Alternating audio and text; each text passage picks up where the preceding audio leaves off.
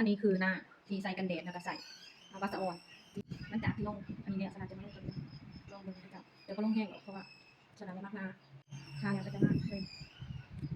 ว่าเบอร์น้อง16 11มีผลคือจีดำลายสลัดเลยลงมาถ่ะจีเด็กคนก็ใส่แบบส่วนนี้ไปชิบายังกะว่าเด้อจิโกแต่งหนาก่อนน้องซ้ำซาปากมันหายมันเศร้าเพราะว่าขั้นสิปาหนาโซนนะมันกับไว้ที่จะปกปิดเองจะหน่อยซะปกปิดแน่แล้วก็ปกกันแสงแดดอีกสักจักสารเงินนะ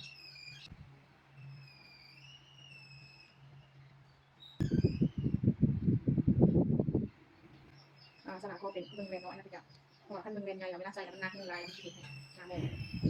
เปลี่ยนอย่างคิวนี่ก็คนซื้อคนเต็มคิวเป็นเนาะทำที่เงินสลายเป็นแต่งงานเลยแต่งงานเลยก็จะมาบอกเครื่องสำอางซีบอกเครื่องสำอาง